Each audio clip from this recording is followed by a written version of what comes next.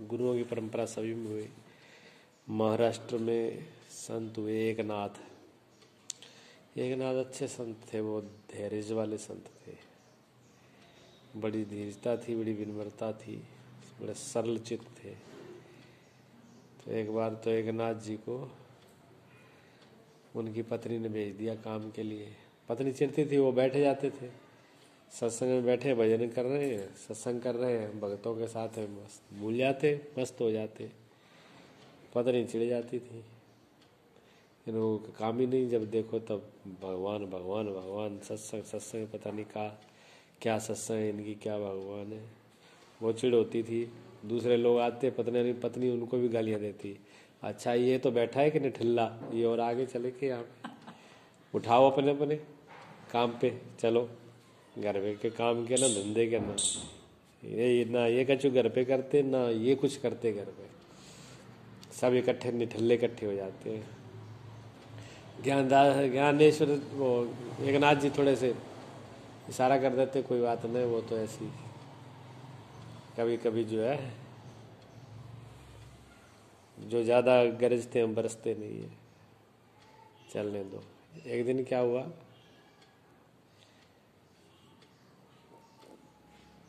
उनको भेज दिया गन्ने लेने के लिए एकनाथ जी को।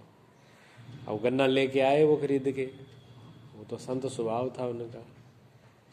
तो रास्ते में बच्चे मिल गए, बाबा आए गन्ना दे दो, बाबा आए गन्ना दे दो। बाबा गन्ने बांटते रहे, सब गन्ने बांट डाले, एक बचा। उनके एक बचा, चलो एक तो घर पे ले चले। अब उनके एक तो ले आए, अब सोचते आ रहे हैं एक तो बचा है और धर्मपत्नी हम दो हैं, चलो देखेंगे। तब तक वो आए, पत्नी ने कहा करे आए व्यापार के, करे आए क्या ले गया है, कि गन्ने खरीदे, कि गन्ने कहाँ कि हाथ में एक ले रहा, बाकी सब बच्चे मांग रहे थे तो मैंने दे दिए। अच्छा, सब बार में एक गन्ना उठा कर मुँह उठा के घर पे आ गए। अब उसको चढ़ा गुस्सा पत्नी को, तो गन्ना हाथ में लिया और एक नाथ को पीठ पे दे डाला। पीठ पे डाला, वो टूट गया, दो टुकड़े हो गए। दो टुकड़े हो गए तो वो खुश। अब वैद्यनाथ बड़े खुश हुए, उसने कहा वाह वो कितनी अच्छी पत्नी है। तब से दिमाग लगा रहे, दो आदमी है गन्ना एक है, क्या किया जाए, वो समझ में ना आ रही। फैसला 1 मिनट में हो गया, अब आधा तू चूस ले, आधा मैं चूस लेते रट्टा खत्म। ऐसे थे ज्ञानेश। तो उनके गुरु जो थे दीवान जनार्द स्वामी देव के जो दीवान थे, जनार्दन स्वामी, वो उनके गुरुदेव थे। तो वो 10 वर्ष की उम्र में ही मतलब गुरु के शरण में रहने लगे। पूजा करना, सेवा करना, भोजन बनाना, खिलाना, कपड़े धोना, बर्तन साफ, झाड़ू पोछा, हर आज्ञा का पालन, सेवादारी। तो दीवानी का काम होता था, लिखा पढ़ेगा कुछ काम वो भी करवाते थे। एक बार रात को जो है जनार्दन गुरु जी ने कहा कि बेटा ये बही खातों का काम है, कुछ संभाल लो। तो एकनाथ जी बही खाता देखने लगे। जमाने लाइट तो होती थी, दीपक था, तो दीपक गुरु माता ने दीपक जला दिया और दीपक में लगे रहे। तो एक पाई का हिसाब सही नहीं बैठ रहा था, तो बार बार उसमें करते देखते करते पूरी आधी रात से ज़्यादा टाइम हो गया। गुरुजी ने देखा भी आधी रात हुई है, उसी में लगा है। तो वो दीपक के आगे जाके खड़े हो गए। थोड़ा अंधेरा हो गया, लेकिन फिर भी उनका निगाह जो है वहाँ से हटी नहीं, उसी में लगे रहे वो। और इतने में क्या हुआ, जो थोड़ा अंधेरा था उसी के अंदर भी निगाह में बस अक्षर उनको दिखाई दे रहे, कि एकाग्रता थी। तब तक वो भूल उनको मिल गई, तो एकदम चिल्ला पड़े, मिल गई मिल गई मिल गई। तो गुरुजी सामने गए, गुरुजी ने क्या मिल गया बेटा? अरे देखा उन्होंने, गुरुजी सामने खड़े हुए हैं।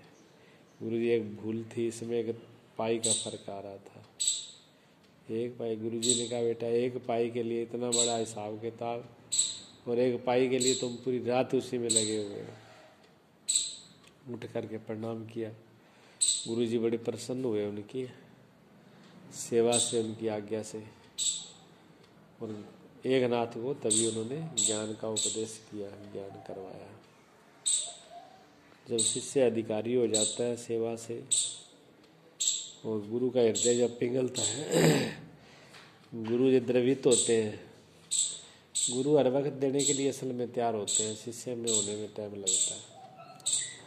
शिष्य सही रूप से अगर तैयार हो जाए तो गुरु को देने में देर नहीं लगेगी, एक क्षण में ही सब कुछ हो जाता है। एक क्षण बहुत है, उसमें कोई लंबे चौड़े टाइम की जरूरत नहीं होती। जिसको समाधि कहते हैं, जिसको परमात्मा कहते हैं, जिसको आत्मा कहते हैं, वो कोई चीज़ पैदा करने की चीज़ नहीं है कि पैदा की जाएगी। जो चीज़ पहले से हो, मान लो आपके पास जो चीज़ पहले से है, सिर्फ उसको दिखाना ही है।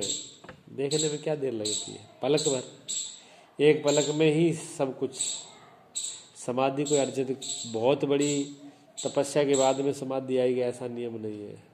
परमात्मा बहुत जप तप पूजा पाठ व्रत नियम करोगे तब मिलोगे, ये नियम नहीं है। नियम ये कि कब हम उसके लायक हो जाएं, कब उसकी तैयारी में आ जाएं कि एक क्षण में ही वो सामने खड़ा हमको दिख जाए। तो सदगुरु को एक क्षण ही लगता है, दिखाने में देर नहीं लगती। लेकिन शिष्य तैयार हो, शिष्य तैयार नहीं हो पाते, इसलिए सारी झंझट होती है, इसलिए समय ज़्यादा लगता है। जितना भी समय ज़्यादा लगता है, जितनी भी परीक्षाएं होती है, वो शिष्य की तरफ से कमी की वजह से होती है। अगर गुरु सही है, अरे विनोद, तो कोई टाइम नहीं लगता। विनोद, जब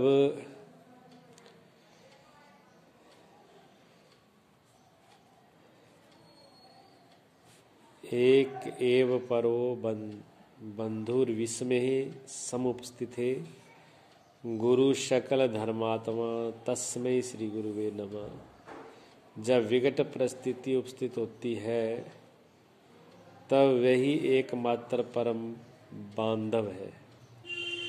विकट परिस्थिति में सदगुरु एक मतलब बांधव रोकने वाले हैं, और कोई उस टाइम में रुक ना सकता। सब धर्मों के आत्म स्वरूप है, ऐसा श्री गुरुदेव को सारे धर्मों के आत्मा स्वरूप है। सारे धर्म सदगुरु के द्वारा प्रकट होते हैं। जय करो, जो सदगुरु का रूप है वही धर्म का स्वरूप है।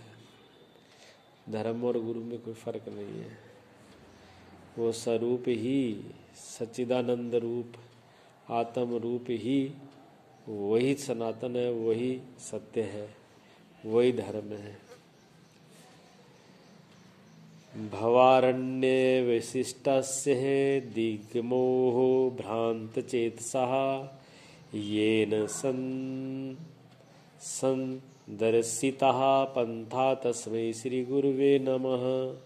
संसार रूपी अरण्य में प्रवेश करने के बाद दिग्मूढ़ की स्थिति में जैसा कोई मार्ग नहीं दिखाई देता, चित्त भ्रमित हो जाता है, उस समय जिसने मार्ग दिखाया उन श्री गुरु को नमस्कार। संसार रूपी अरण्य वन, जैसे कोई व्यक्ति जंगल में जाए, अरण्य कहते जंगल, वन के अंदर भटक जाए, तो वन में कोई पत्थर के मील नहीं होते लगे हुए, जंगल में कोई रास्ता नहीं बने होते, बड़े बड़े राजमार्ग नहीं होते कि आप देख करके चले जाओ, नक्शा लगा है, तीर का निशान है, किलोमीटर लिखा है, ऐसा कुछ नहीं होता। वहाँ पगडंडियाँ और बहुत ही पगडंडियाँ भी नहीं होती, सीधे बस पेड़ पौधे और पत्थर है, उसके अंदर कोई एक पैर का भी चिन्ह नहीं मिलता भी किधर आदमी को कहाँ जाना है। और चारों तरफ से घोर जंगल, उसमें आदमी भटक जाए तो उसी में चक्र काट काट करके मर सकता है, पर बाहर नहीं आएगा। इसी प्रकार ये संसार जो है, ये अरण्य वन है, ये ऐसा वन है, अगर इसमें भी कोई अगर रास्ता नहीं दिखाए तो पूरा आदमी भटक भटक करके मर जाएगा। कभी किसी में भटकेगा, कभी किसी में भटकेगा। अनेक स्थितियां हैं यहाँ पर भी, अनेक मोड़ हैं। आदमी कभी किसी रास्ते पर चला जाता है, कभी किसी पे चला जाता है, कभी किसी पे चला जाता है। लेकिन धर्म कहो कि अपने आप के मार्ग पे चल पाए, तो अपने आप के मार्ग पे नहीं चल पाता, ऐसा दिल भ्रमित हो जाता है। उसमें जो मार्ग दिखाने वाले चित्त भ्रमित हो जाता है, चित्त भ्रमित हो जाता है। चित्त में ये समझ में नहीं आती क्या करें क्या ना करें, क्यों संसार में इतनी चीज़ें हैं, भक्ति, कोई कहता है भक्ति का मार्ग अच्छा है, कोई कहता है ज्ञान का मार्ग अच्छा है, कोई कहता है योग का मार्ग अच्छा है, कोई कहता है कर्म कांड करो, कोई कहता है पूजा पाठ करो, कोई कहता है व्रत करो, कोई कहता कुछ मत करो, किसने भगवान देखे, सब बकवास है। सही बात है। कोई नास्तिक है, कोई आस्तिक है, कोई कुछ किसी को मार रहा है, कोई देवी देवताओं को मार रहा है, कोई भगवान को मार रहा है, कोई पत्थर को पूज रहा है, कोई पेड़ को पूज रहा है, कोई नदी को पूज रहा है, कोई किसी को नहीं पूज रहा है, कोई